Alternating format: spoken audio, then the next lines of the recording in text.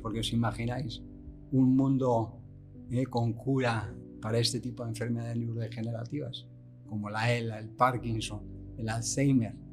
¿Os imagináis? Claro, cada vez vivimos más tiempo, pero ¿en qué condiciones vivimos?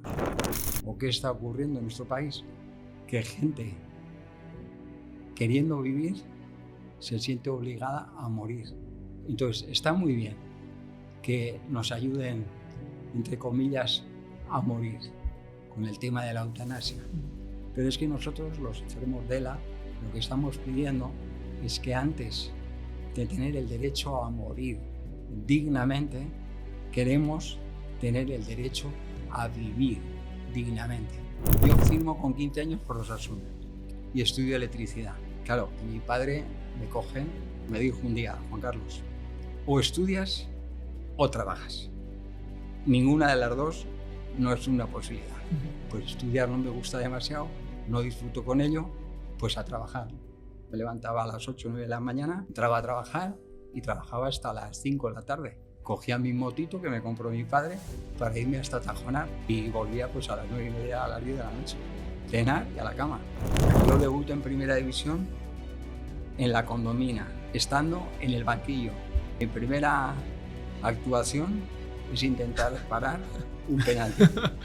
Papelón. 3 días después jugamos la vuelta de la Copa del Rey contra el Fútbol Club Barcelona. El Sadar a reventar. Llegamos a la tanda de penaltis y le paro el penalti a Marcos Alonso. Lo que se disfruta como jugador, no hay nada parecido, ni aunque seas primer entrenador. Muchas veces los futbolistas, en general los deportistas, no somos conscientes del privilegio que tenemos de cambiar los estados de ánimo de muchísima gente. Y digo, mi madre, si ha sido capaz de adaptarse a todos esos cambios, ¿cómo no vamos a ser capaces nosotros? Las personas tenemos una capacidad de adaptación y de superación enorme. La hemos vuelto a liar, me parece a mí, ¿no? Porque es cuarto portero que traemos en los 5 últimos episodios. ¿Qué está pasando con los porteros? Increíble. Cuarto cancerbero. Kiko Casillas, Roberto Jiménez, Ricardo López. Y tenemos el cuarto. Madre mía. Parece que va a ser solo un podcast de porteros.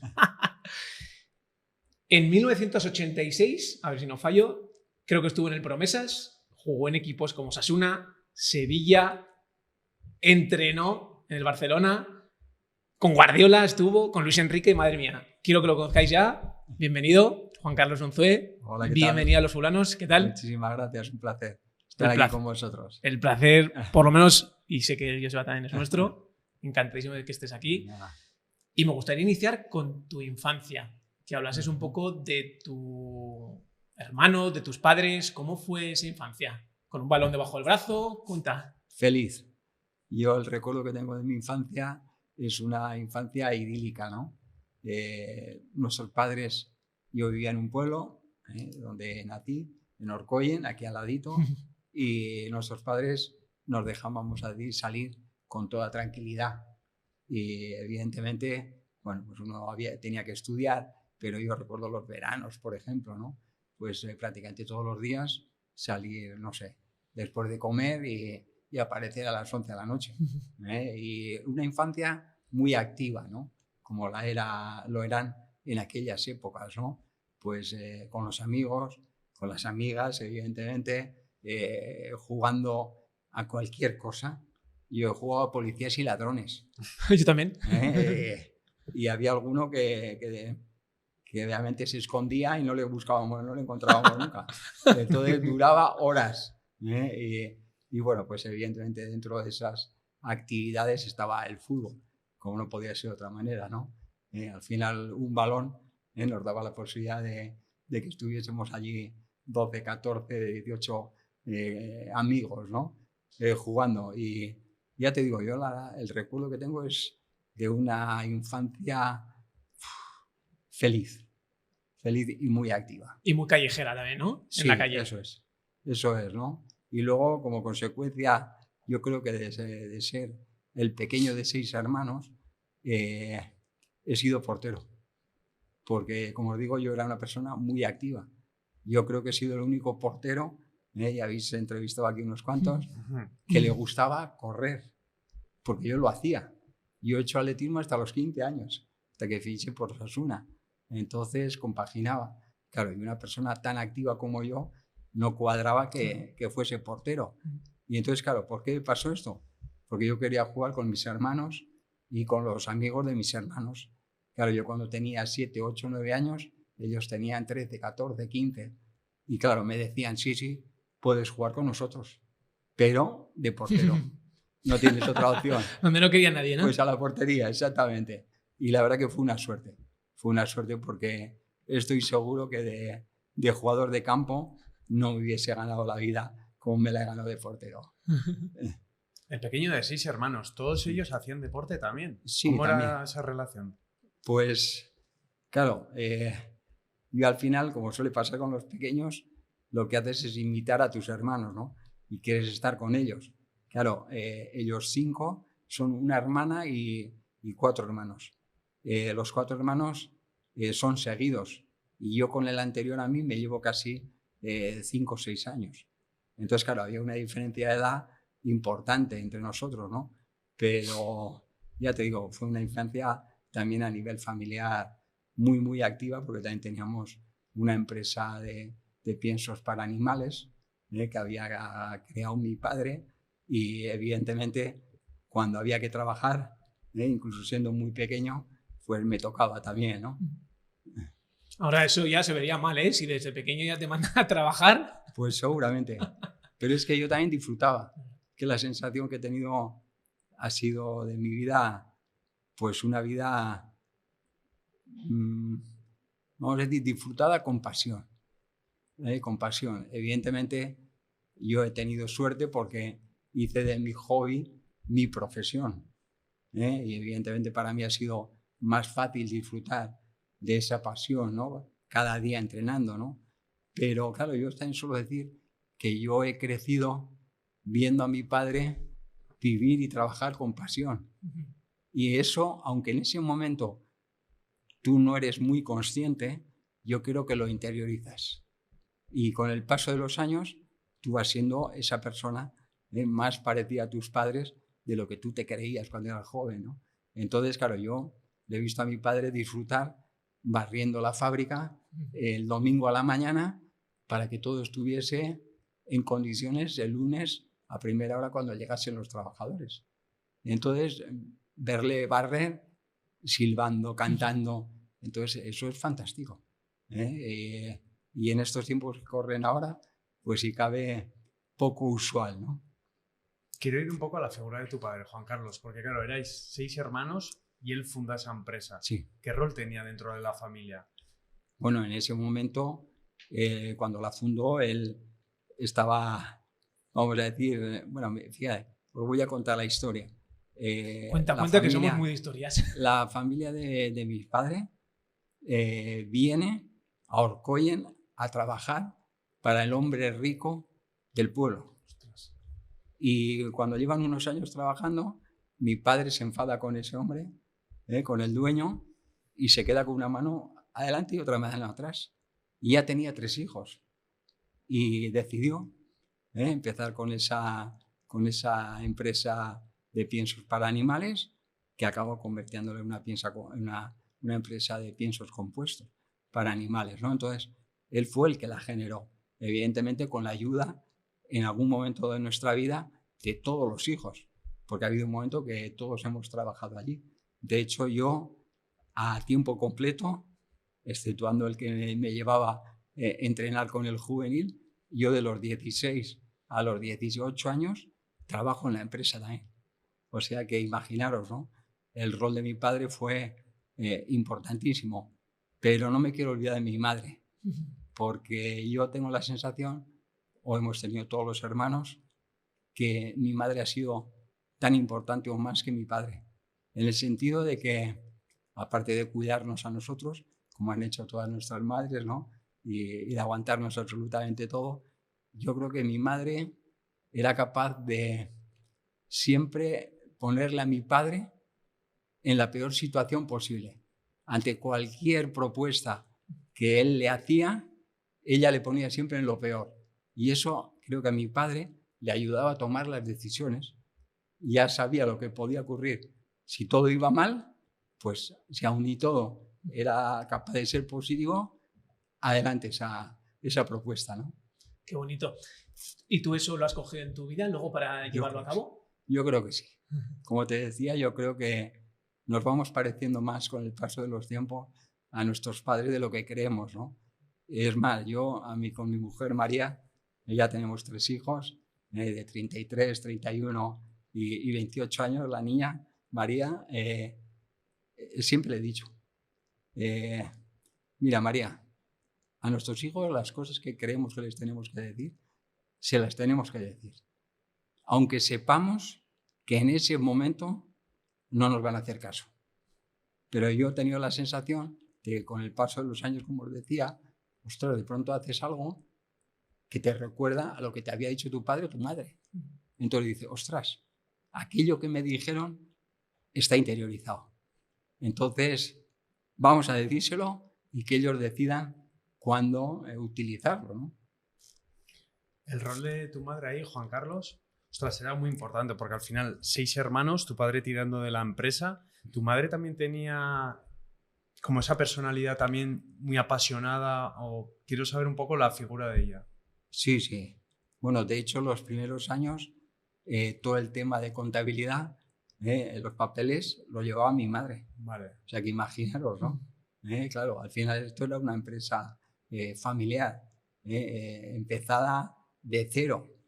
Entonces yo, como digo, creo que ha tenido un papel importantísimo, no solamente por el cuidado de sus hijos, que lo ha tenido prácticamente en su totalidad, sino también para que las propuestas de mi padre tuviesen más éxito o más posibilidades de tener éxito. Vale. Quería ir, cuando creáis esa empresa, claro, él riñe con el hombre rico. ¿Ese hombre rico se dedicaba a eso mismo también, a No, piensos? Era otra cosa. Tenía tierras. Tenía tierras. Alrededor de Orcoyen, y lo que se cargaba la familia de mi padre era pues de cultivarlas. De cultivarlas, en aquellos tiempos no había la maquinaria y la tecnología que hay a día de hoy. Entonces, claro, toda la familia tenía que sembrar, tenía que recoger, y esto se terminó un día. ¿Y cómo vio esa oportunidad de negocio con los piensos? Pues yo creo que empezó llevando a los ganaderos alfalfa, forraje, paja en paquetes pequeños. Y una vez dicho esto y teniendo ya contacto con ganaderos, él me acuerdo que empezó revolviendo, que le llamamos revuelto al pienso, maíz, avena y cebada. Como que era mejor, y ya él lo que lo hacía era llevar revuelto todo para que el ganadero lo pusiera de forma más sencilla a sus vacas o a sus cerdos o al animal que tuviesen en casa, ¿no? O sea, fue pionero. Sí, sí. En ese producto. Bueno, yo creo que en aquel momento sí. En aquel momento sí. Porque hablamos del año 50 y algo. 50 y pico. 50 y pico. Sí, sí. Yo no había nacido. Claro. 50 y pico estamos hablando. Y es que, claro, para validar la idea de negocio, entiendo que él dijo, voy por aquí. O sea, sí, ¿cómo fue el primer paso que dio para crear el negocio? Pues me imagino que probar, acertar o errar y aprender de los errores, ¿no? Al final no hay otra... Pero es que yo creo que es la vida, ¿no? Sí, al final, ¿cómo aprendemos? Pues teniendo la capacidad de intentar algo, ¿no? Una vez que lo intentamos, te sale bien, lo disfrutamos. No te sale bien, intentas aprovechar o aprender de los errores, y si hay que repetirlo otra vez, pues ¿por qué no? Yo lo he hecho toda mi vida también. A mí ahí lo que me llama la atención muy, muy gratamente es el hecho de tener ya trabajo hacia el hombre rico, ya una familia, y tener como la valentía de no caso con eso, hay algo que no me cuadra, dejo como el camino seguro y me monto algo diferente con ya una familia. Para mí eso es de valorar, sí. Y creo que luego se ve en la familia, en todos juntos. Sí, de hecho yo ahora cuando doy las charlas suelo animar a la gente a ser valiente y atrevida, ¿no? Primero porque a mí me ha dado mucha tranquilidad en la situación que estoy en estos momentos, ¿no? Pero porque lo he visto en mi padre. O sea, al final dices, claro que habrá pasado por momentos complicados y no todo es perfecto en esta vida, pero tener la valentía para eso, para empezar una empresa y sabiendo que tiene que dar de comer en aquel momento a 3, pero después a 6 hijos, ¿no? Y sobre todo trabajando. Sí. Pero trabajando, lo que digo, con pasión. Y eso ya sabéis que es muy, muy satisfactorio. Además, luego piénsalo que 10 años antes habíamos terminado una guerra civil. Eso es. O sea, tú que hay que poner en contexto. Porque claro, es que tienes que ponerte y decir, claro, terminó una guerra civil, la hambruna que habría, cómo terminaría todo. Y es que encima emprendes y con 3 críos. Es que a mí me llama muchísimo la atención. Y yo me acuerdo, os digo, de escucharle a mi madre, que aún vive hoy con 98 años, escuchar cómo iban con la ropa a lavarla al río. Claro. Entonces, claro, yo a veces me pongo a pensar y digo, mi madre, si ha sido capaz de adaptarse a todos esos cambios, ¿cómo no vamos a ser capaces nosotros? Claro. De en una situación mucho mejor, adaptarnos a lo que nos viene. Total. Entonces, yo, otra de las cosas que suelo decir en las charlas, ¿no? Es que lo que he podido comprobar es que las personas tenemos una capacidad de adaptación y de superación enorme. Enorme, muchísimo mayor de lo que nunca hubiésemos imaginado. Qué bueno. Me gustaría saber, Juan Carlos, de lo que tú has mamado de tus padres, si te quedas con una lección o con una frase que luego se la has trasladado a tus hijos, ¿cuál sería? No diría que hay una frase, ¿no? Yo creo que es un comportamiento, que es un hábito, que es una actitud. Porque yo creo que al final están muy bien las cosas que les decimos a nuestros hijos, ¿no? Pero yo creo que ellos aprenden aún más de lo que les decimos de ver lo que nosotros hacemos. Yo creo que eso sí que es lo que marca. Si a ti te ven a hacer algo, no tengas ninguna duda que dentro de un tiempo harán eso o algo parecido. Entonces, pues yo creo que no me quedo con una frase. Pero yo me encantaría que mis hijos, y lo son, como os he dicho antes, fuesen valientes y atrevidos, ¿no? Bueno, tú lo viste en el ejemplo de tu padre, ¿no? Que iba con la escoba silbando. O sea, ahí ya las palabras sobran. Si tú ves a tu padre silbando y hacerlo con pasión ante eso. Claro, en aquel momento tú no eres consciente. O sea, yo no me puse a pensar en aquel momento, hostia, mi padre, qué pasión tiene por su trabajo. No. Pero eso lo acabas viendo y lo acabas interiorizando. Total. Y aparece en el momento de tu vida que seguramente quizá lo necesites, ¿no? Y ahí tú sigues creciendo, Juan Carlos, y dices, sobre los 16, ahí tienes que tomar una decisión entre ciclismo, fútbol. Fue por esa edad, ¿no? Si no recuerdo mal. Bueno, yo firmo con 15 años por Osasuna. 15. En ese momento también estaba la EGB, yo hago EGB y luego voy 2 años a Salesianos y estudio electricidad, pero no me gustaba estudiar. Y entonces hay un momento que, claro, mi padre me coge. Y así como mis hermanos, prácticamente ninguno tuvo la posibilidad de elegir estudiar o trabajar, yo tuve la posibilidad.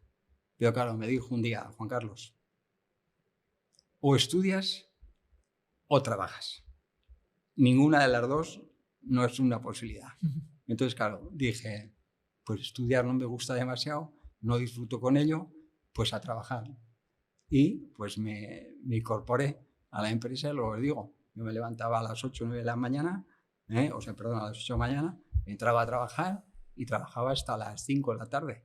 A las 5 de la tarde cogía mi motito que me compró mi padre para irme hasta Tajonar, con calor, con frío, con lo que hiciese cualquier día.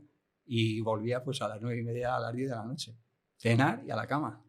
Y la verdad que yo suelo decir que esos 2 años me vinieron muy bien. Porque yo, por ejemplo, en aquella época, como sabéis, en el deporte no se hacía, en el fútbol, no se hacía gimnasio, no se hacía trabajo propioceptivo, ¿no? Y yo creo que el trabajo de gimnasio lo hice esos 2 años en la empresa de mi padre. Claro, porque nosotros trabajamos con sacos de 50 kilos. Entonces, continuamente estaba cargando y descargando sacos de ese peso, ¿no? Y aquello yo creo que me vino muy bien para tener un cuerpo no fuerte, pero sí yo creo fibrado. Y yo he tenido suerte con el tema de las lesiones en mi carrera deportiva, ¿no? Me llama la atención eso, que de los 6 hermanos, 5 no tuvieron posibilidad de elegir y tú sí. entre los hermanos, ¿hubo alguna vez en algún momento de decir, hostias, encima que a ti te dejan estudiar, eliges trabajar? O sea, quiero decir, no... No, porque yo creo que ellos lo vieron también como una necesidad, ¿no?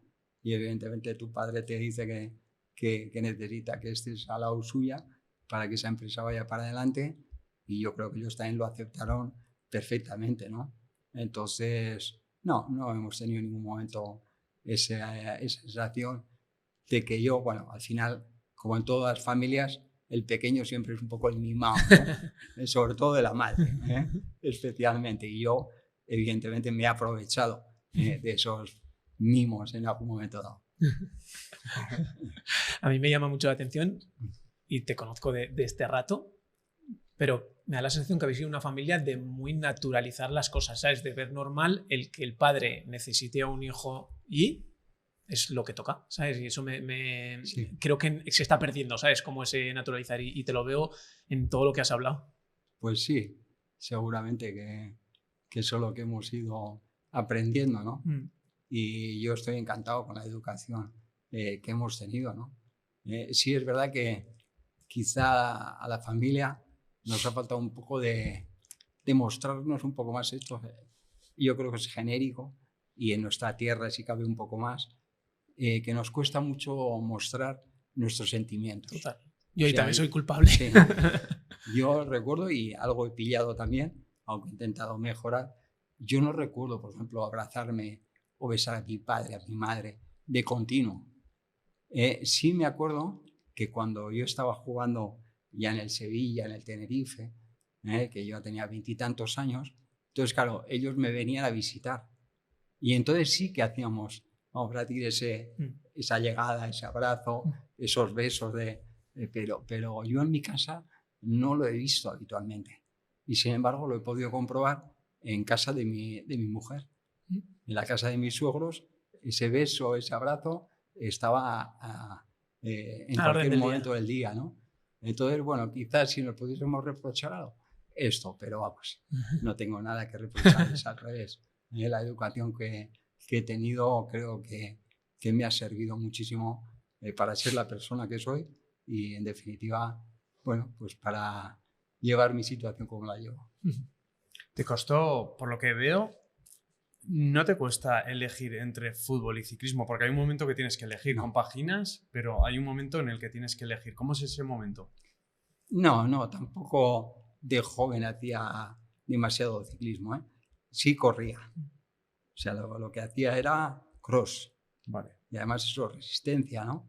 Que no tenía mucho que ver, ni era demasiado bueno para un portero que lo que necesita es ser reactivo, sobre todo, ¿no? Pero claro, aquello es lo que me gustaba. Yo era feliz corriendo y era feliz en la portería, pero es que yo os tengo que reconocer que hasta que yo ficho por Osasuna, el primer año de juveniles con 15 años, los 2 años que yo estoy en los Agustinos, en Berriozar, en el colegio de los Agustinos, yo juego allí. Y los partidos fáciles, el cura, que era entrenador, me ponía de jugador. Y en los partidos difíciles me ponía de portero. Entonces, claro, yo disfrutaba un montón. Porque a mí, como os digo, era tan activo que incluso en esa edad, pues aún disfrutaba jugando de jugador. Y creo que esa experiencia como jugador a mí me ayudó luego cuando llegué al fútbol profesional.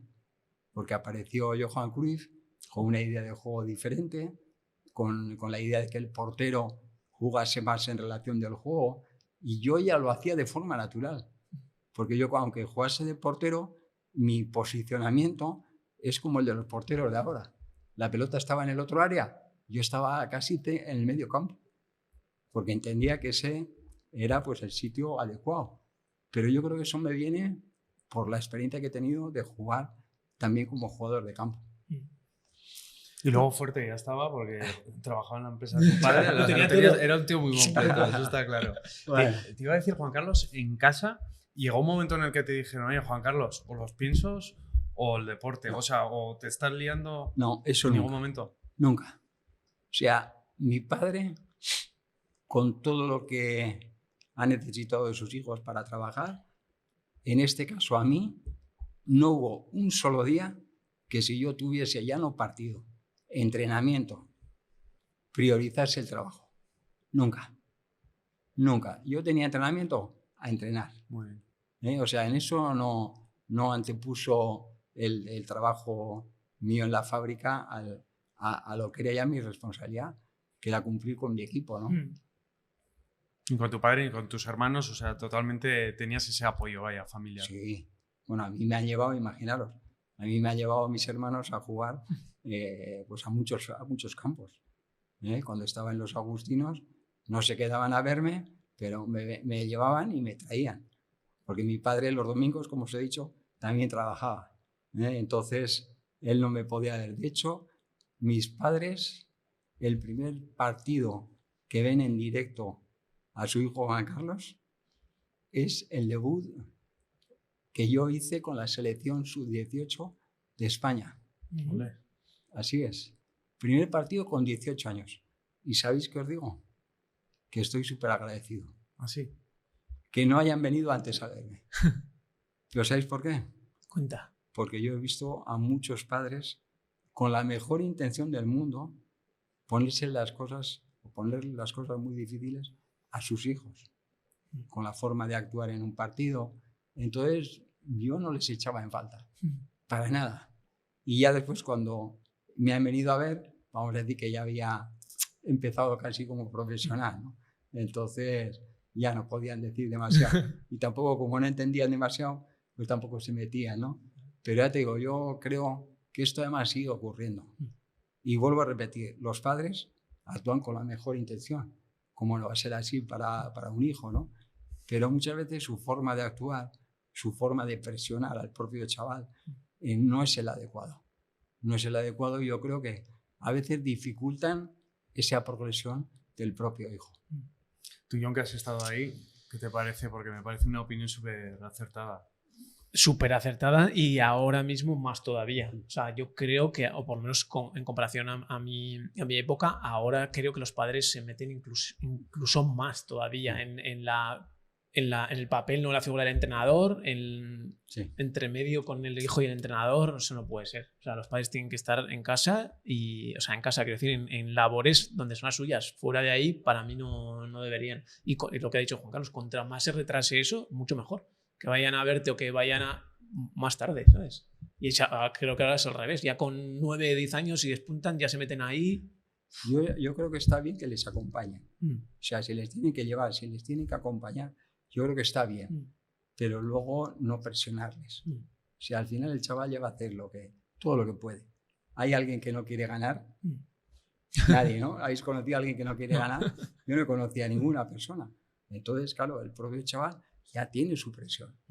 Entonces, déjale que disfrute. Déjale que practique el deporte que él ha decidido practicar, ¿no? Sí, sí.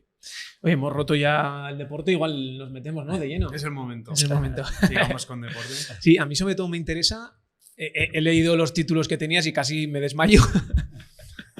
De una Champions, Supercopa de Europa, Supercopa de España. Bueno, ya me voy a liar diciéndolo si no quiero decir más. Así que nos olvidamos de títulos y quiero más. Tu momento, que cierres los ojos y que te vuelvas a tu debut, cómo fue, cómo lo recuerdas, y a tu retirada, que para mí son, en mi caso, puntos como muy importantes. Quiero saber los tuyos. Mira, los dos momentos, diría yo, casi perfectos, ¿no? Porque además los dos fueron en mi casa, en Osasuna. Qué guay. El debut, pues yo creo que si lo quieres soñar, no sueñas eso. Yo debuto en Primera División en la Condomina, en Murcia, estando en el banquillo. Jugaba Roberto Santamaría, de titular. Lo tuve yo de entrenador. Pues Roberto Santamaría, el portero titular. Minuto 30, hace penalti y se lesiona. Y mi primera actuación es intentar parar un penalti. Papelón. Y lo paro. Y acabamos aquel partido además 0-0. Esto era un domingo. Pero es que el miércoles siguiente, 3 días después, jugábamos la vuelta de la Copa del Rey contra el Fútbol Club Barcelona. Que allí en el Camp Nou habíamos ganado 0-1. Yo no había jugado Roberto. Y entonces, a la vuelta, claro, la gente imaginaron, el Sadar a reventar. la gente súper animada a poder eliminar al Barça. 90 minutos, 0-1. Prórroga, 0-1. Llegamos a la tanda de penaltis. Y le paro el penalti a Marcos Alonso, al padre de Marcos Alonso actual. Y nos clasificamos. Los compañeros metieron los 5, yo paré ese penalti. Y entonces, claro, bueno, me acuerdo de Agustín Correa, hay fotos sacándome a hombros en el campo. Hostia, vaya debut. Entonces, claro, imaginaros el debut en primera división y el debut ante mi gente. Pues eso, ni soñado. Ni soñado. ¿Qué años tenías ahí? 19. Y fue puede ser que en el 86, 87. Es que la temporada 86-87. Porque luego en el 88, yo nazco en 1988. Vale. Ahí firmas en el Barça, ¿no? Ahí firmo con el Barça, exactamente. O sea, un año después. Sí, un año y pico después. Pensaba que había pasado más. Sí, un año y pico. Esto era, yo creo, febrero del 87 y yo firmo en junio del 88. Junto a Antoni y Goicoechea. Sí. Nos traspasan a los dos al Barça. Y lo que digo, y la retirada es 17 años después, aquí en el 2003, un Osasuna Alavés de Liga.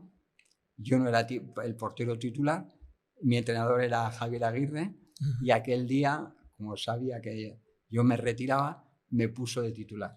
Qué grande. Entonces, bueno, recibí un homenaje del club y un poco me pude despedir pues, en un partido de competición como hubiese soñado. Claro. Y sobre todo en mi casa, ¿no? Con mi gente. Qué bonito. ¿Y quién era, por curiosidad, el portero que estaba? El portero Sanzol. Richard. Richard Sanzol, actual entrenador de porteros. Claro. Era mi compañero de... Sí. Qué especial, ¿no? Sería. Es que además, yo creo, 2003 yo estaría en el estadio igual tú también. Seguro. Yo igual era más pequeño, pero tú sí, tú seguro. Pues sí. Yo recuerdo... Sí, con yo recuerdo verle jugar. Claro, ese día Osasuna Alavés no me acuerdo. Sí. Pero bueno, ya no nos jugábamos nada. Nosotros ya no nos jugábamos nada.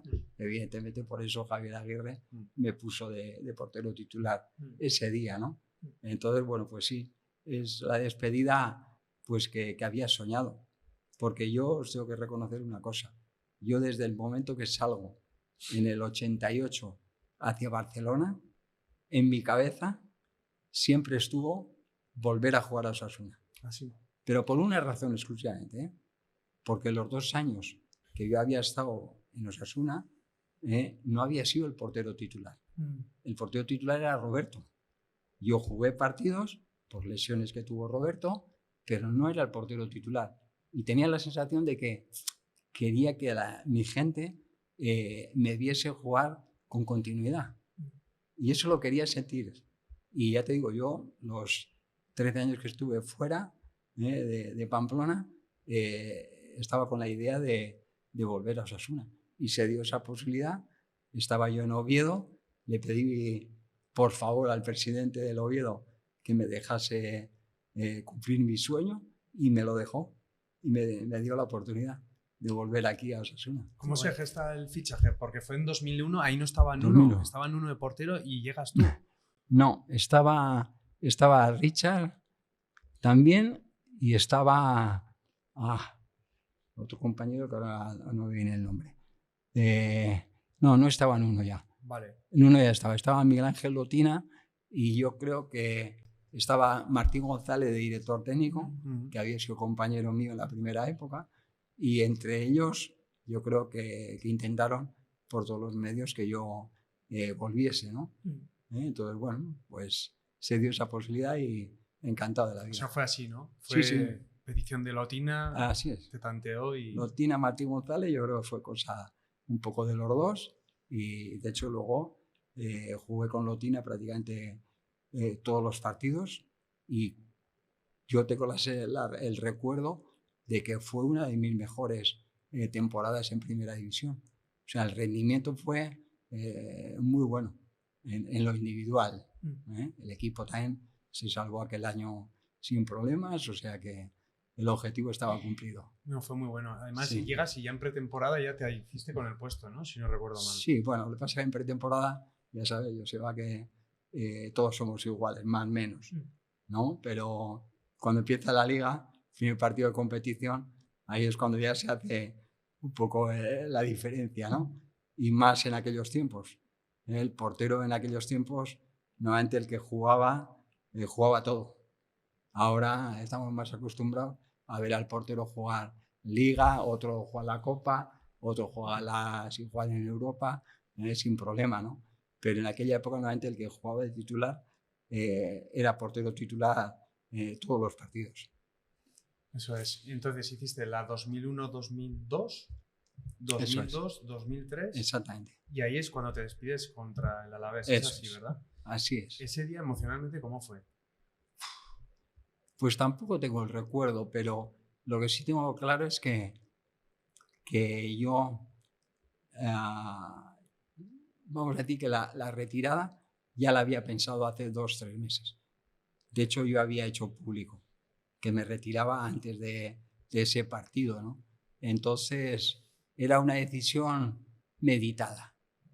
Sí, claro, yo estaba de portero suplente y evidentemente yo he sido titular a lo largo de mis 17 años de carrera en primera división, pero también he sido suplente, también indiscutible.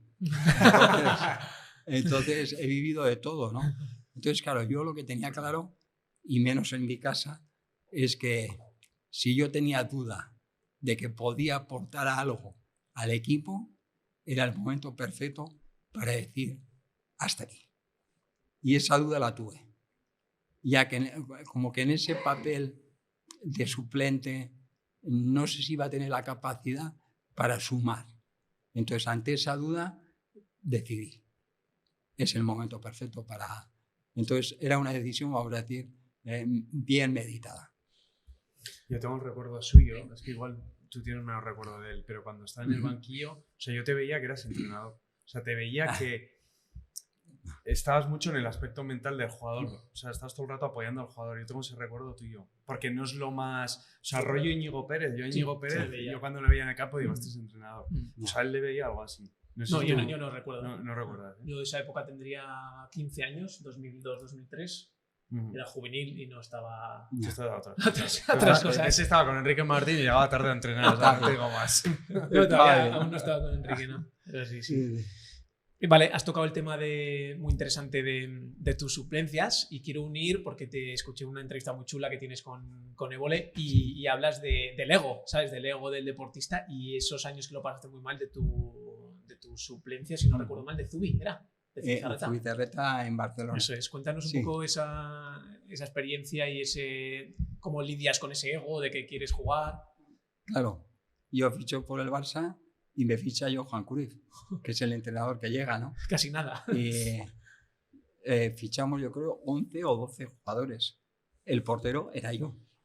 Entonces, claro, llegas en pretemporada, 21 años, un juvenil, pues piensas, voy a ser el portero titular. Si me ha firmado Johan, me pondré el titular.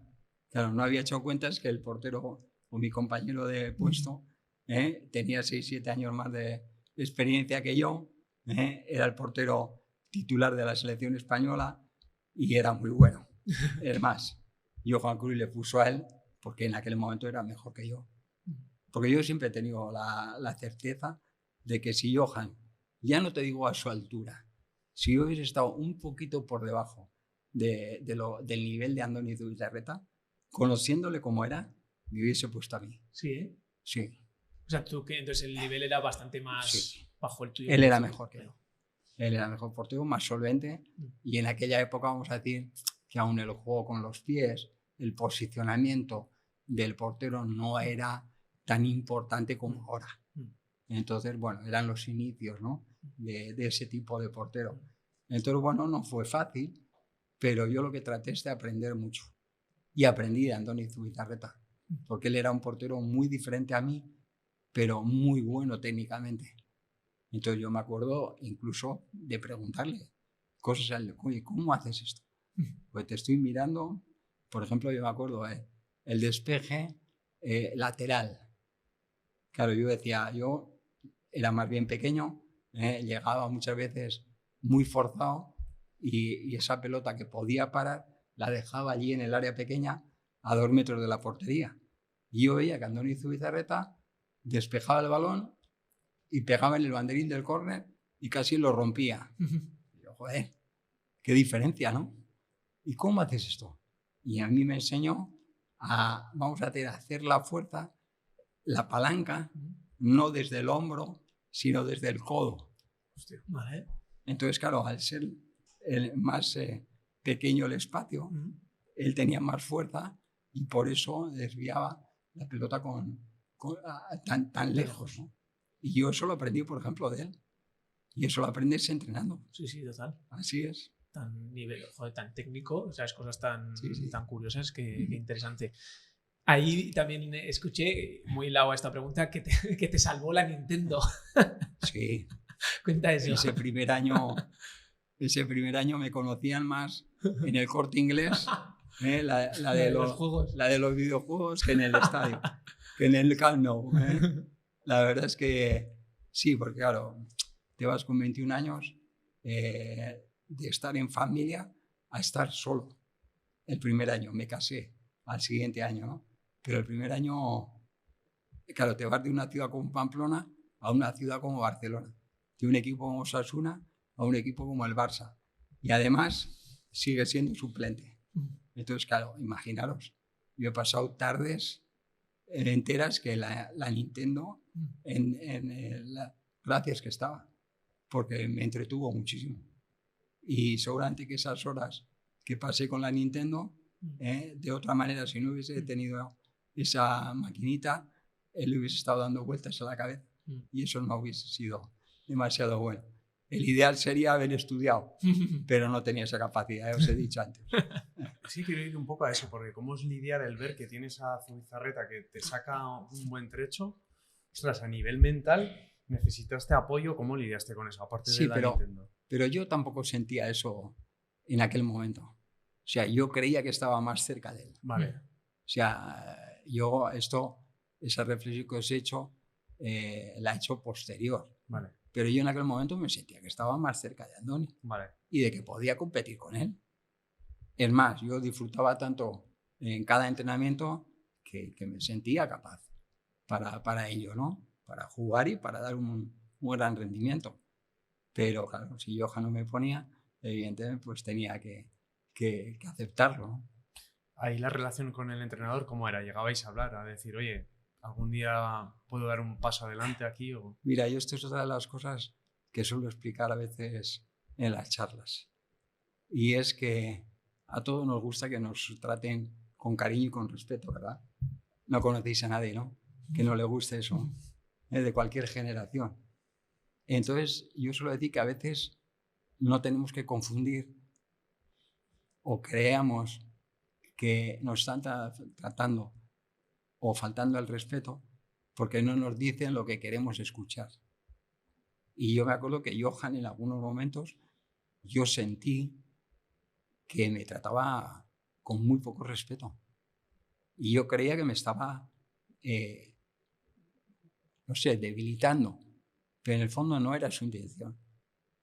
Su intención era que yo no me conformase con haber firmado con el Fútbol Club Barcelona, con un contrato de 8 años. Él quería que yo no me conformase con ser el segundo de Andoni Zubizarreta. No. Él quería que yo pelease por ese primer puesto. Y por eso me exigía. Entonces, mi conclusión a esta situación es que no tenemos un problema cuando alguien a nuestro alrededor se ocupa, se preocupa, nos exige, no tenemos problema. Porque lo primero que está haciendo esa persona es creer que nosotros tenemos la capacidad para pedirnos eso que nos está pidiendo. ¿Sabéis cuándo tenemos el problema? Cuando no piensen en ti. Cuando nadie nos dice nada. Entonces sí que estamos jodidos. Esa es mi reflexión ante esta situación, ¿no? Y yo además, como os digo, aprendí de Andoni Zubizarreta, pero es que Johan Cruyff me marcó en el sentido del juego. O sea, Johan Cruyff lo que nos enseñó es a entender por qué hacíamos lo que hacíamos dentro del campo. Importante.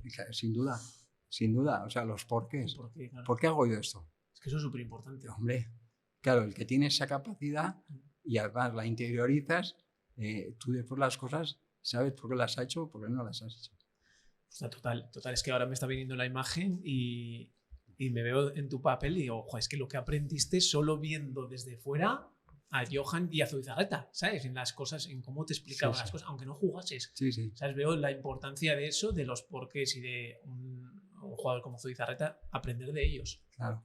Me parece brutal. No, es que, ya te digo, para mí me marcó para el resto de mi carrera.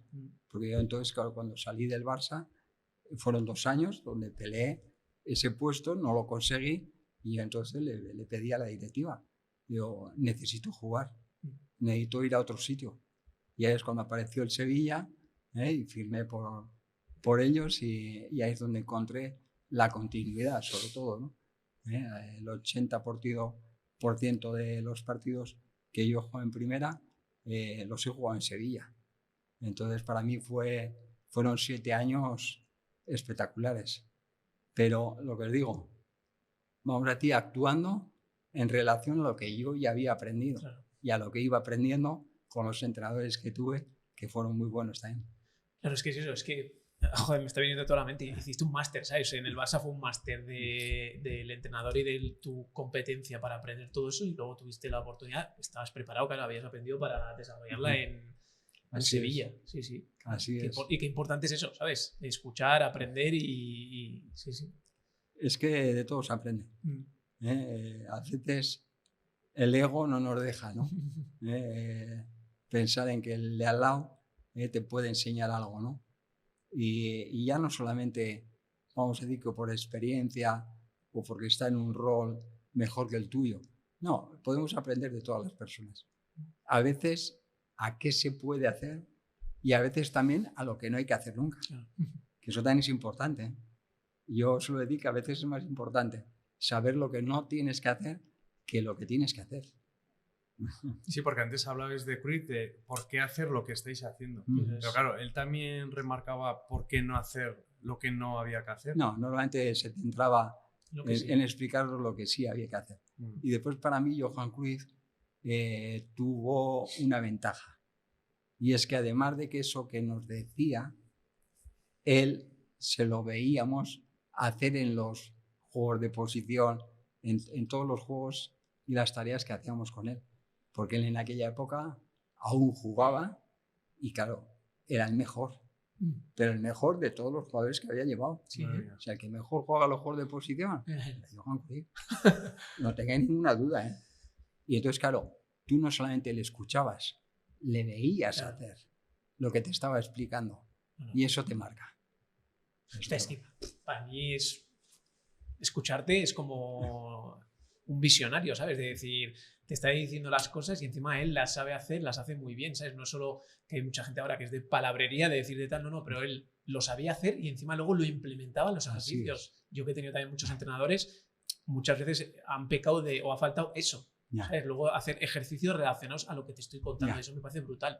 Bueno, yo creo que los entrenadores puedan estar dentro de las tareas, primero, claro, depende mucho de tu capacidad física.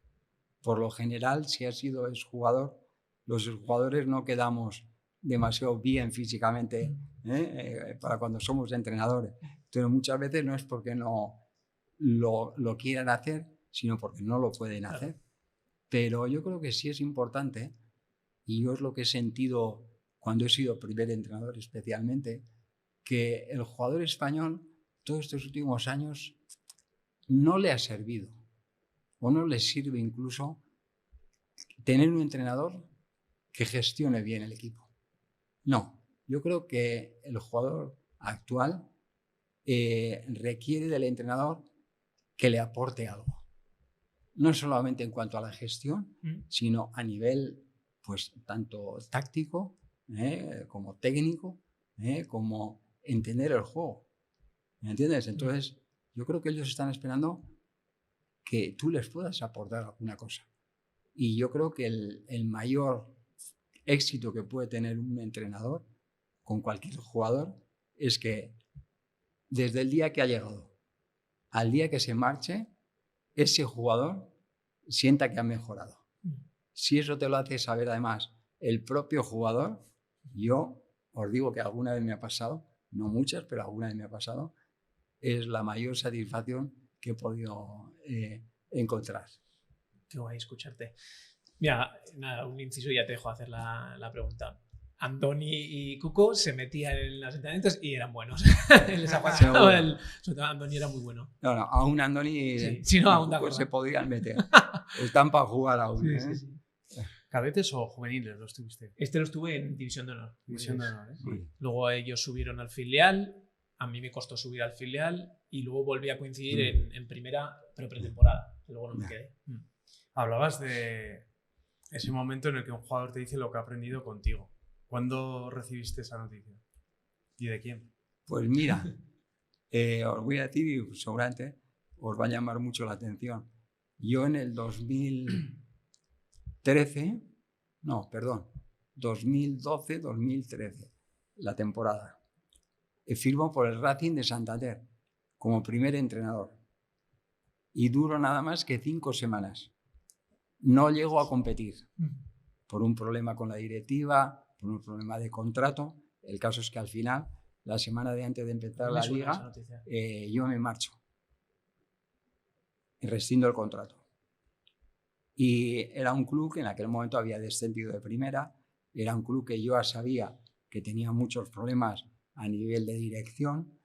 Evidentemente no sabía ni pensaba que me iba a ocurrir lo que me ocurrió, pero a veces la gente cuando le explico esto me dice, oye, qué error tuviste, ¿no? O cometiste de ir al Racing de Santander en aquella situación. Y le digo, ¿error? Una de las mayores satisfacciones que yo he encontrado en mi vida deportiva la tengo de esas 5 semanas que entrené al Racing de Santander. ¿Y sabéis por qué? Porque yo, cuando ya hablo con el presidente y decidimos rescindir el contrato, evidentemente me junto con los jugadores y todo el staff que había alrededor del equipo. Y les explico cómo ha sido la situación y que me marcho. Pues ¿sabéis lo que hicieron los jugadores? Se fueron al estadio a reunirse con el presidente para pedirles que yo siguiera. Entonces, claro, ver eso que has conseguido en 5 semanas, pues lo que os digo, una de las mayores satisfacciones personales a nivel deportivo que he tenido en mi vida. Más que luego la etapa que te viene en el Sevilla, donde ahí te pegas 7 años, eres titular indiscutible. Sí. Esa etapa, cuéntanos, porque también fue de satisfacciones, ¿no? Sí, sin duda. Sin duda, porque ahí, vamos a decir, que en donde yo sentí que tenía continuidad por primera vez, ¿no? Entonces, claro, yo lo que he podido comprobar también es que lo que se disfruta como jugador, no hay nada parecido. Ni aunque seas primer entrenador, ni aunque seas segundo entrenador, ni aunque seas entrenador de porteros. O sea, lo que se siente cuando tú eres parte de ser partícipe de lo que ocurre en el campo cada partido, cada día de entrenamiento, no se siente de otra manera. Lo más parecido a ello es, desde mi punto de vista, lo que siente un primer entrenador, pero no tiene nada que ver. Entonces, claro, yo en Sevilla me he sentido muy querido. Es que os tengo que decir que el primer equipo que estando yo en Osasuna, con 19, 20 años, se interesó por mí, era el Sevilla. O sea, yo acabé yendo con 23 años, pero ellos 4 años antes ya me querían firmar. ¿Y sabéis por qué? Porque yo, como os he dicho, no era el portero titular de Osasuna, pero sí era el portero titular de la selección sub-21 española. Entonces, claro, en aquella época los directivos de la federación eran los presidentes de los equipos y uno de ellos era Cuervas, Luis Cuervas, que era el presidente del Sevilla, y él me veía jugar con la sub-21 y desde el primer día dijo, este lo quiero en mi equipo. Entonces, al final lo consiguió, después de 4 años de intentarlo unas cuantas veces. Entonces, yo siempre me he sentido muy querido en Sevilla, ¿no? Es verdad que fueron años también complicados, porque yo al final me marcho en el 97, que descendemos a segunda división con el equipo. Entonces hubo momentos de todo, temporadas donde nos clasificamos para jugar en Europa y otras temporadas como esa última que los resultados no fueron buenos y descendimos a segunda división. A nivel interno, ¿cómo lo vivisteis? Porque un descenso es complicado. Duro, sí. Duro por una parte, pero por otra también, yo digo siempre que la satisfacción de haber hecho todo lo posible para que eso no ocurriese. O sea, yo creo que esto también es importante, porque al final, no sé si estaréis de acuerdo conmigo, a todos, como he dicho antes, nos gusta que nos traten con cariño, que nos traten con respeto, que valoren nuestro esfuerzo, nuestro trabajo. Pero yo he llegado a la conclusión, en el momento que estoy, que lo que más satisfacción me da es mirarme al espejo y estar orgulloso de esa persona que está enfrente mía. Y sentir que tengo la conciencia tranquila de haber hecho todo lo posible para que eso que ha ocurrido no ocurriese. Entonces, yo creo que eso a mí también me ha dado tranquilidad, pero sufres porque ves a la gente llorar. Ves a la gente llorar, triste. Y en definitiva, yo creo que muchas veces los futbolistas, en general los deportistas, no somos conscientes del privilegio que tenemos. Y sobre todo es el privilegio que tenemos de cambiar los estados de ánimo de muchísima gente. Y evidentemente, claro, no nos gusta cambiar de bueno a mal estado de ánimo, pero conseguir que una persona que no esté bien porque ha ganado su equipo, de pronto salga de ese partido y en ese momento ya esté feliz, eso es la leche. Eso es un privilegio. Qué maravilla. Hablábamos de Sevilla y hablábamos, bueno, me viene a la mente, bueno, ya lo has nombrado, Johan Cruyff, luego también Maradona, Messi. O sea, es una locura. ¿Qué es compartir? Claro, unos fueron jugadores, otros fueron como entrenador. ¿Qué es compartir con esa gente que los tenemos tan idolatrados? ¿Sabes? Que es un día a día. ¿Son gente que se puede tocar o son superhéroes? Pues sí, yo creo que es todo mucho más normal de lo que desde fuera creéis. Y en cierta manera yo creo que somos responsables nosotros también, porque no explicamos también muchas veces, aunque esto va cambiando, pues que nosotros al final somos personas normales, que tenemos la fortuna de ser futbolistas, de haber hecho de nuestro hobby nuestra pasión, pero en definitiva somos personas normales, con sus problemas en casa, con sus problemas mentales, físicos, de todo tipo. Entonces no es todo tan idílico como se suele mostrar. Y muchas veces nosotros somos los primeros que mostramos nada más que lo bonito, ¿no? Y no, la vida es como cualquier otra vida de cualquier persona. Y trabajar con esta gente de primer nivel, ser compañero de Maradona, por ejemplo, al final lo que te hace ver y sentir es que estamos todos mucho más cerca de lo que creíamos. Y que también ellos tienen sus problemas. Y también ellos sienten frustración y decepción. Y en algunos casos ya ese nivel muchísimo mayor de lo que nosotros, o yo por lo menos he podido sentir. ¿Cómo era Maradona dentro del vestuario? Un fenómeno. Sí. Muy cercano. Fue una suerte. Al final, imaginaros, claro, el que es tu ídolo, de pronto se convierte en tu compañero.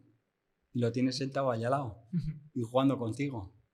Entonces, yo suelo decir, y hay un detalle que me marcó rápidamente, se acordaba de los nombres de todas las personas que iba coincidiendo.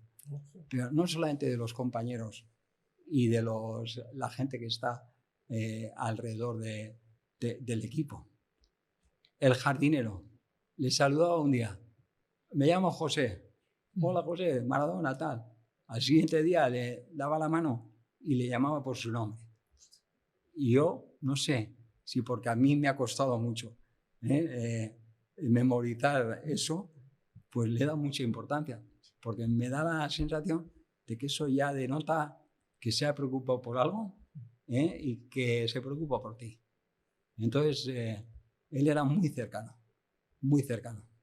Díselo a Dale Carnegie, Sí, Es una de es su primera regla, ¿verdad? Sí, sí, acordarse del nombre. A mí me parece súper importante. Y yo, como Juan Carlos, porque soy malo para los o me cuesta, le doy mucha importancia. Bueno, tú eres bastante bueno en eso, que tienes ese detalle o que tienes esa de acordarse los nombres. Sí, sí. Es muy importante. Sí. Nos toca con el tema de clientes y así, es Sí, importantísimo. Importante por lo que proyectas a la otra persona, ¿sabes? Le das esa confianza y ese de, joder, que se acuerde. Es como una, no sé, Sí. da ese impulso de qué guay, que se acuerde de mi nombre. Igual abrimos el melón de salud igual. Venga. Vale. Que es En 2020 ha llegado un momento en el que ya te diagnostican la enfermedad. Me gustaría saber un poco cómo vives ese momento. Pues yo suelo decir que para mí ese día y de forma natural apareció la palabra mágica, que para mí es aceptar. Aceptar que la ELA también iba a formar parte de mi vida, como lo habían hecho en muchos momentos de éxitos y muchos momentos de frustración. Entonces, esa aceptación yo creo que me dio la posibilidad el siguiente día de preguntarme qué quiero hacer, qué quería hacer con mi vida a partir de ese momento. Y, como sabéis, decidí hacer visible la ELA, que para mí había sido una desconocida, y sobre todo contar cuál era la realidad y cuál es la realidad de la mayoría de mis compañeros y compañeras de enfermedad. Entonces, bueno, pues yo creo que ha sido una de las mejores decisiones que he tomado en mi vida, porque eso lo que hace es que hoy me siga sintiendo útil, de una manera muy diferente a como ha sido el resto de mi vida, pero me sigo sintiendo útil. Le doy un sentido a mi vida, ¿no? Y creo que eso es algo que necesitamos absolutamente todas las personas. Dentro de esa aceptación que nombrabas, Juan Carlos, me parece brutal, tú entiendo que hay un momento en el que notas que algo no iba bien, ¿no? Empiezas a notar. Sí, pero esto viene de 18 meses antes. O sea, yo le pongo fechas a mis primeros síntomas, vamos a decir ya muy evidentes, cuando yo estoy de primer entrenador en el Celta de Vigo. Vale. Estoy hablando de enero del 18. Yo empiezo a sentir un cansancio general muy acentuado, que no era normal. Y curiosamente mi cabeza le podía a mi cuerpo. Y mi cabeza le decía a mi cuerpo, después de entrenar con el equipo, comes en casa, Juan Carlos, descansa un poco. No te vayas a hacer un par de horas en bicicleta, descansa un poco. Y descansaba. Y a los 3-4 meses, de pronto uno de mis dedos de la mano izquierda empieza a funcionar a diferente velocidad, diferente ritmo que el resto de la mano. Entonces ya me empiezo a preocupar. Eso mismo al año me ocurre con el dedo gordo del pie derecho. Entonces, claro, yo para caminar tenía que levantar un poco más la rodilla porque el pie se me caía un poquito hacia adelante y si no me tropezaba y me caía al suelo. Entonces, fueron síntomas que fueron apareciendo poco a poco, pero que en esta enfermedad es muy habitual que tarde bastante tiempo el doctor en diagnosticarte. Porque al final, a día de hoy, se sigue sin saber cuáles son las causas de esta enfermedad, ¿no? Entonces, claro, los doctores, por muy buenos que sean, no tienen demasiada información. Y es curioso porque esta enfermedad, la ELA, dentro de ser una enfermedad minoritaria, es una enfermedad con una variedad en los primeros síntomas enorme. Porque yo empecé, por ejemplo, con limitaciones en mis extremidades. Pero hay personas que empiezan teniendo problemas para comunicarse, para hablar. Y es la misma enfermedad. Eso es curioso. Pero los primeros síntomas son muy diferentes. Y después hay mucha diferencia también en la velocidad de la progresión de la propia enfermedad. A mí aquí me interesa, Juan Carlos, cuando empiezas a notar cuál es tu cháchara mental, o sea, ¿qué piensas? ¿Te das cuenta de que algo va mal y empiezas a joder? ¿O eres más de, yo creo que será, ¿sabes? Como huir hacia adelante. ¿Cómo reaccionas un poco tú, o cómo reacciona tu mente? Yo creo que lo que me sigue manteniendo activo, que era ser entrenador, me ayuda. O sea, al final, vamos a decir que yo he sido casi, con esa pasión que he tenido, pues al final casi eres un obsesionado, ¿no? De tu trabajo, de lo que haces. Entonces, estar tan centrado en lo tuyo, yo creo que me ayudaba a no pensar apenas en esos síntomas. Entonces, eran síntomas que, como no había dolor, pues tampoco, vamos a decir, que molestaban en aquel momento excesivamente, ¿no? Entonces, no recuerdo de darle demasiadas vueltas a la cabeza pensando en qué será esto, qué no será. Claro, yo hay un momento ya, cuando antes de que me diagnostiquen, que digo, ostras, esto que me está ocurriendo no tiene muy buena pinta. Está relacionado con algo neurodegenerativo, ¿me entiendes? Entonces yo ya sentía que algo grave estaba pasando, pero claro, no era consciente de que era una enfermedad como la ELA, que como sabéis tiene una esperanza de vida media entre 3 y 5 años. Yo, por suerte, dentro de ese cupo de enfermos, pues también soy un privilegiado, porque ya llevo 5 años y medio diagnosticado de ELA. Qué maravilla esto que cuentas. Me estás dejando sin palabras. Y yo creo que es una pregunta difícil de hacer, pero me gustaría saberla de ti porque te veo natural, sobre todo, ¿sabes? Contando esto hoy. ¿El ELA o la enfermedad tiene algo positivo o tu circunstancia? ¿Qué podrías decir? Hombre, depende cómo la mires. Y yo siempre soy una persona muy positiva. Entonces veo ese lado. Y yo suelo decir que aún a día de hoy puedo seguir diciendo que mi vida es una vida plena. Plena. Como os he dicho, yo creo como consecuencia de estos últimos años, por el tema de seguir dándole sentido a mi vida y sintiéndome útil. Pero yo creo que hay también una parte que a mí me ayuda muchísimo. Y es, no os podéis imaginar, el montón de respeto y cariño que yo estoy recibiendo estos últimos años por parte de mucha gente. De gente que conocía, pero también de gente que no conocía. Entonces, claro, imaginaros vosotros, ir por la calle y al inicio, sobre todo, de pronto te para una persona y te pregunta si eres Juan Carlos Fonsoe. Y le digo, sí. Oye, pues que sepas que me has ayudado mucho porque pasé un momento difícil en mi vida, tenía una enfermedad, tenía un bloqueo, tenía X, y me ayudaste, te escuché en una entrevista, te he visto en la tele y me has ayudado a superar esa situación. Claro, cuando escuchas esto, yo sobre todo al inicio, ostras, me quedaba como un poco sin palabras, ¿no? Y ahora evidentemente lo asumo y además encantado de la vida, ¿no? Porque en el fondo, claro, que en tu situación sientas que alguien te dice que le has podido ayudar, ostras, eso es impagable. Porque ¿con qué mensaje en específico se quedó esa persona? ¿Lo recuerdas? No, tampoco yo creo que se quedan con el mensaje específico de algo, ¿no? Yo creo que es un poco el tono general, ¿no? O sea, la mentalidad con la que Sí, afrontan. yo creo que sí, ¿no? Lo que les hace sentir. La actitud, ¿no? Sí. La actitud que yo tengo ante una situación de adversidad, pues eso, yo cuando os he dicho antes, yo hablo de valentía, hablo de, pues eso, de atrevimiento, ¿no? Hablo de la capacidad que tenemos, como os he dicho antes, las personas, de adaptarnos y superar situaciones muy complicadas. Entonces, bueno, yo creo que el mensaje que yo envío y que es el que siento, pues sobre todo es un mensaje positivo, que en algún momento dado, por lo que se ve, pues ayuda a la gente, ¿no? Y nada, yo no era mi primera intención, como os he dicho antes, que esto sirviese para ello. Pero si a alguien le sirve de ayuda, encantado de la vida. Es que fíjate la importancia que tiene. Has hablado de aceptación. Eso iba a decir yo ahora y mismo. no hemos profundizado mucho, pero fíjate la influencia que tiene a la hora de encarar una enfermedad.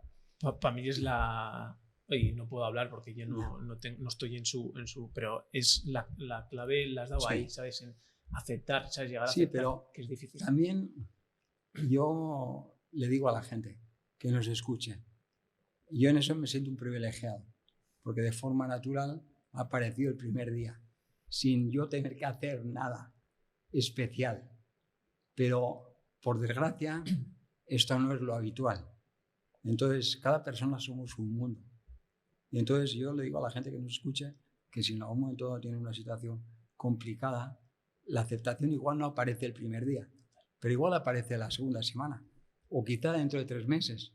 Pero lo que sí me atrevo a decirles es que en el momento que tú aceptas eso que ya no puedes ni controlar ni cambiar, todo dentro de la dificultad va a ser un poquito más sencillo. Y tu actitud va a ser mucho más positiva y justamente, ¿sabéis quién va a ser el primer beneficiado? Uno mismo. Entonces yo a la gente le digo, es el momento para ser egoístas, para pensar en uno mismo. Saber que el primer beneficiado de esa aceptación eres tú. Y como consecuencia, la gente que más te quiere, la gente que se está arropando, ¿no?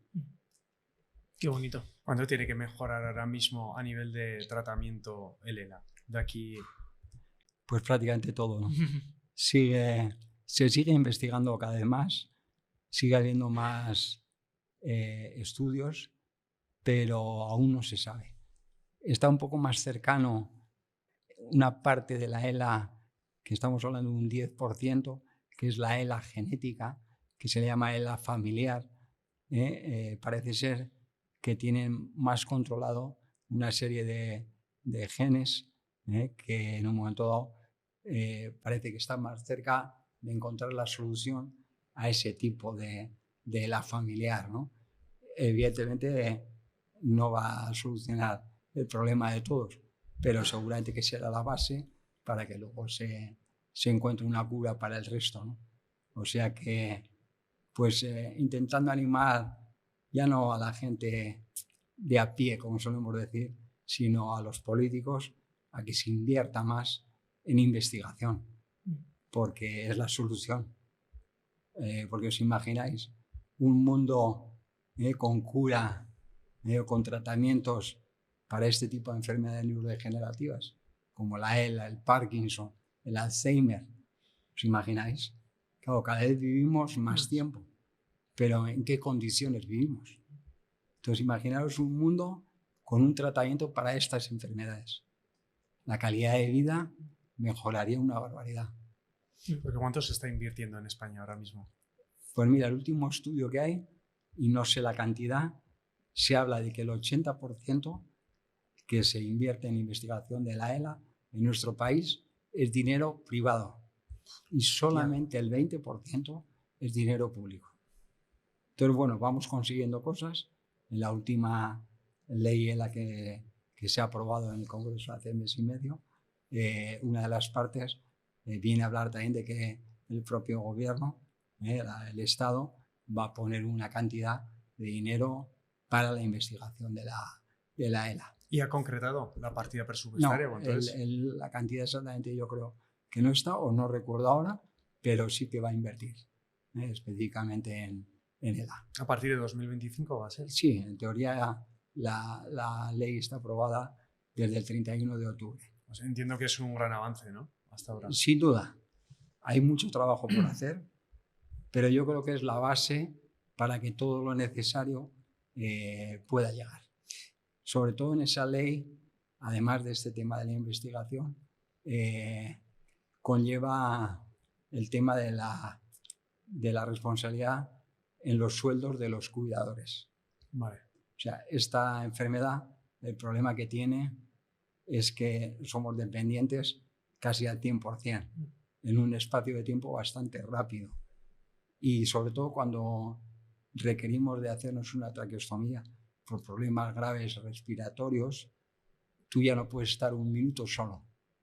Tú tienes que tener a alguien que te cuide, que sepa qué hacer con ese respirador o con esa PEG, que es una sonda por la cual también nos alimentamos.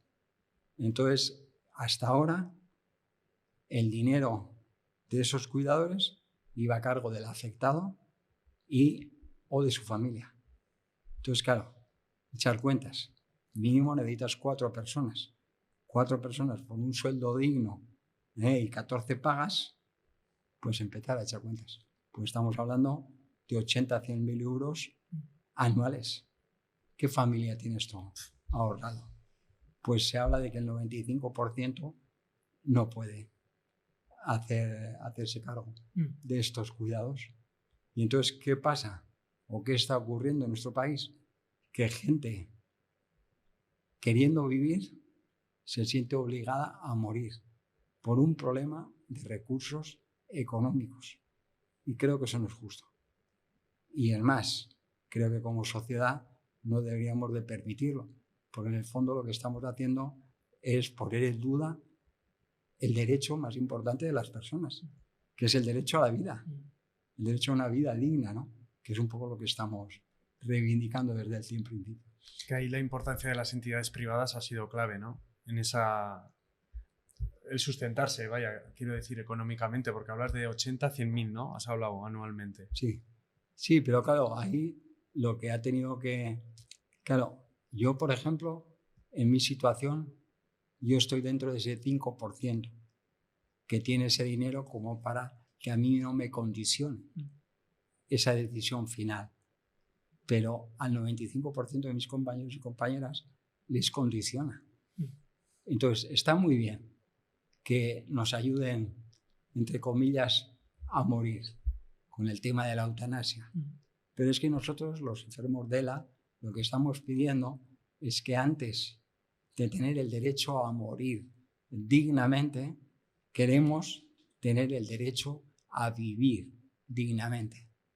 Claro, nosotros al final hemos cotizado como cualquier persona.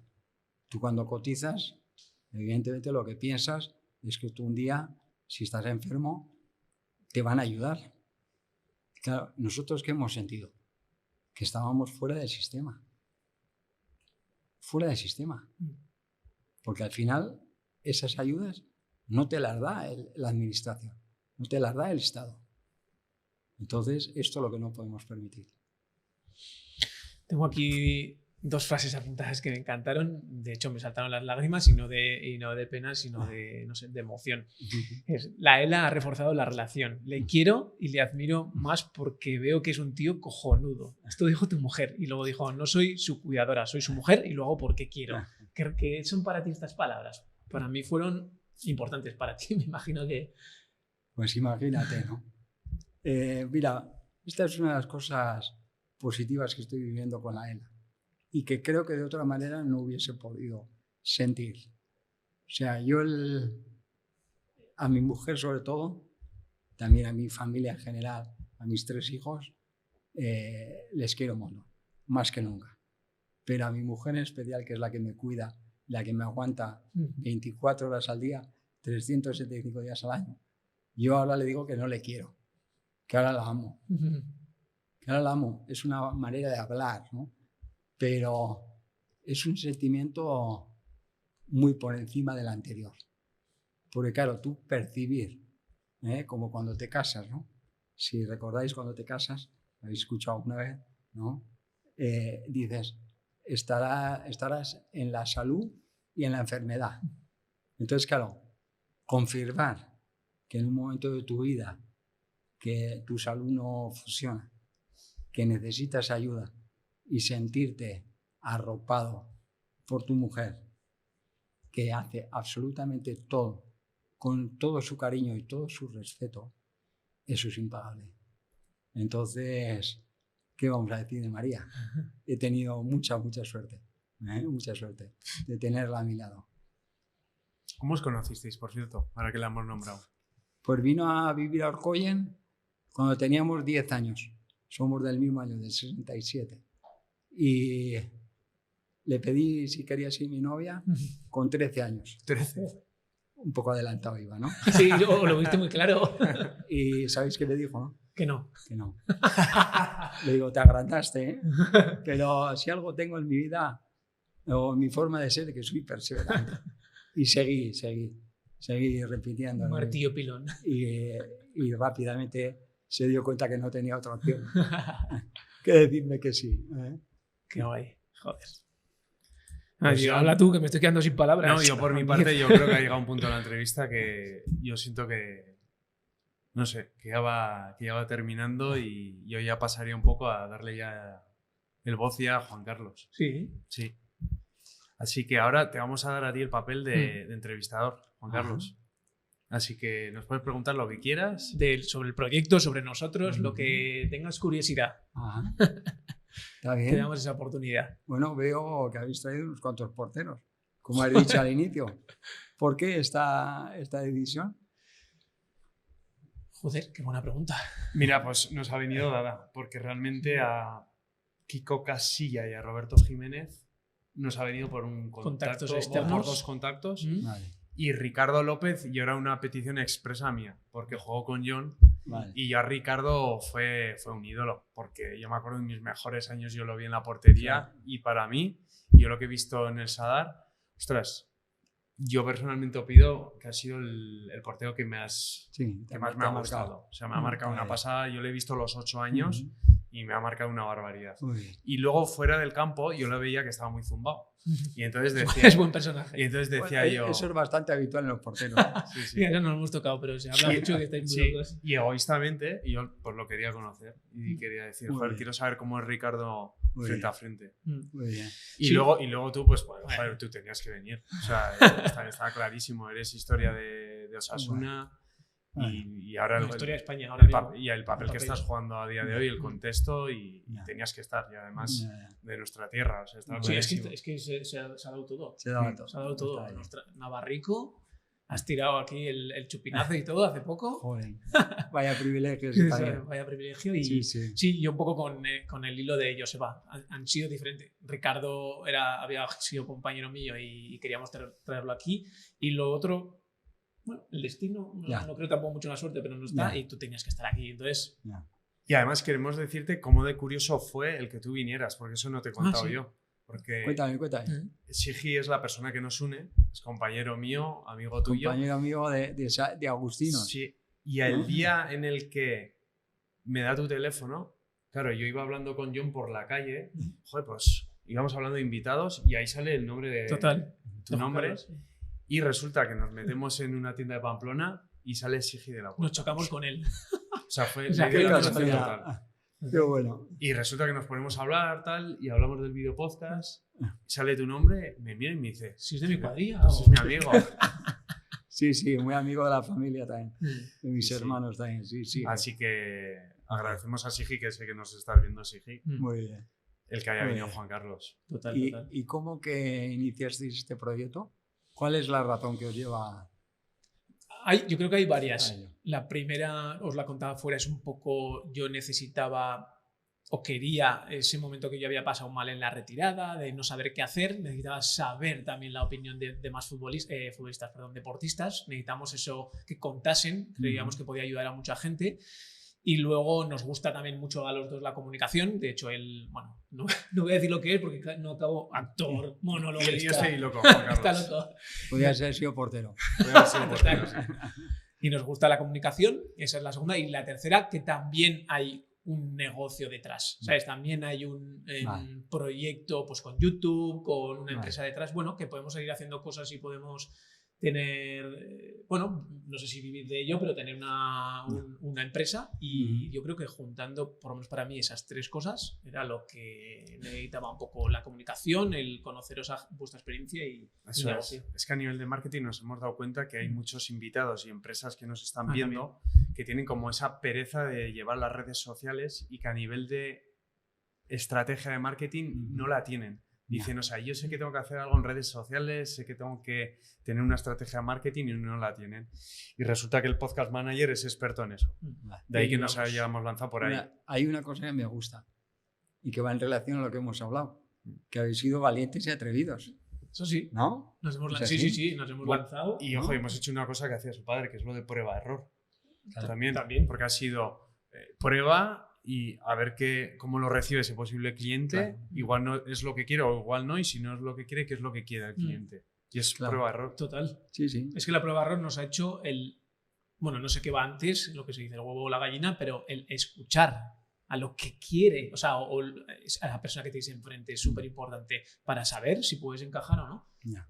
Porque si le escuchas y ves que lo que ha dicho Joseba que no coincide, es súper importante decir, bueno, pues no te puedo ayudar en este momento y es que para eso necesitas prueba y error. Con uno, con otro, escuchar, sí, eso es vital. Sí, yo creo que esto es importante, lanzar este mensaje en general a la gente joven, ¿eh?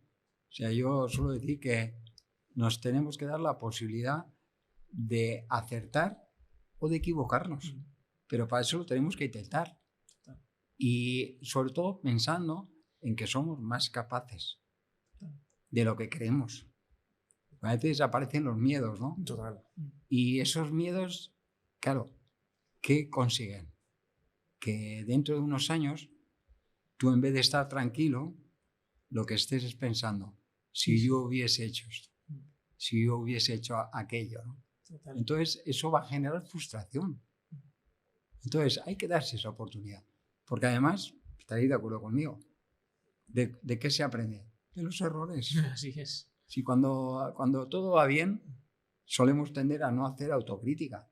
Y yo digo en el deporte, que aún es más claro. O sea, tú has ganado y has hecho muchas cosas mal en un partido.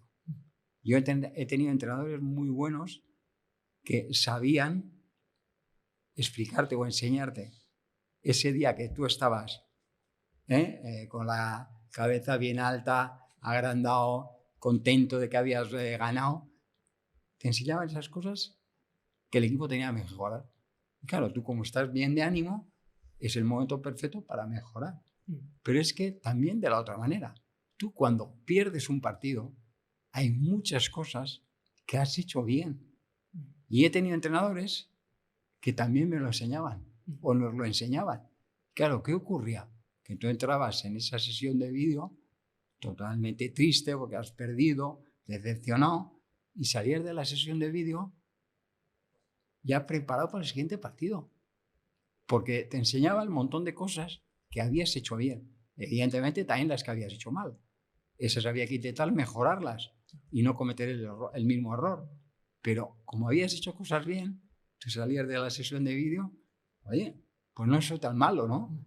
Podemos ganar al siguiente rival que nos venga, ¿no? Sí. Mira, y hablando de esto, y antes de que nos diga a los dos invitados que pueden venir aquí, voy a hacer un guiño a los intentadores, que son unos amigos nuestros que han mezclado, y a mí me encantó, por decirlo así, la función, el humor con el emprendimiento. Te cuentan como los fracasos, pero con un tono de humor, y son Jesús Arenas, Eloy Moreno y Ignacio. Fui a verles aquí en Plaza de la Cruz y lo hacen muy bien.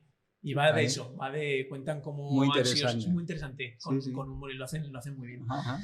Y nada, te damos otra vez la pelota para ti. ¿Y qué dos invitados traerías aquí? Sentar justo donde estás tú. 2 porteros. yo te los compro, ¿eh? ya tenemos suplente del suplente. Ya no hace falta más porteros, ¿eh? Un invitado que podría... Pues, a mí me vienen nombres, ¿eh?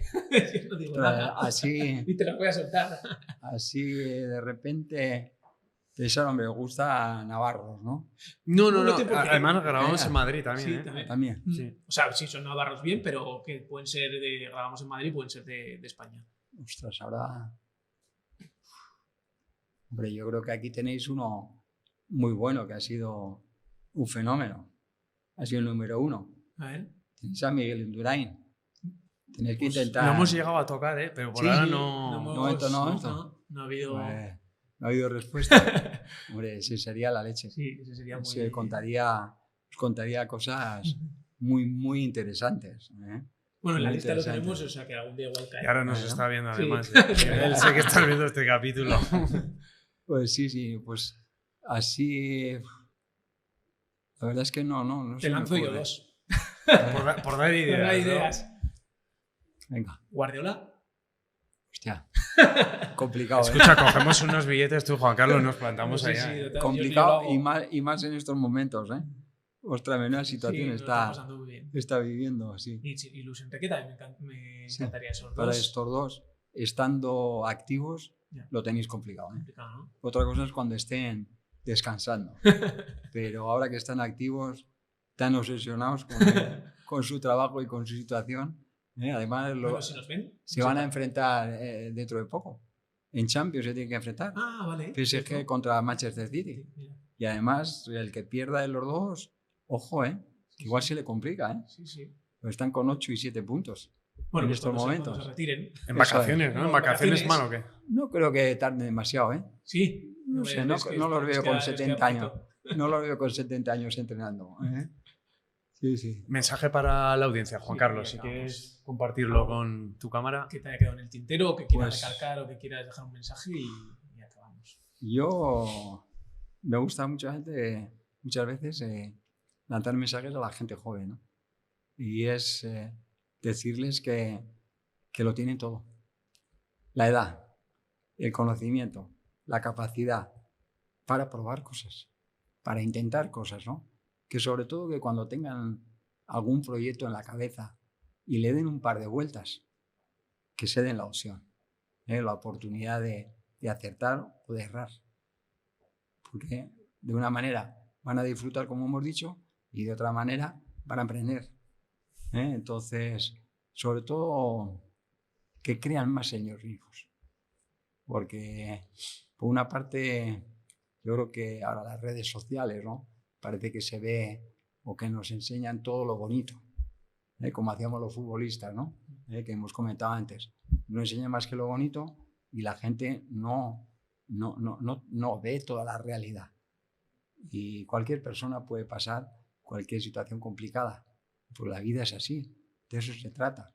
Pero que sobre todo que tengan confianza en sus capacidades, en su conocimiento y sobre todo es que es el momento que lo tienen todo por delante.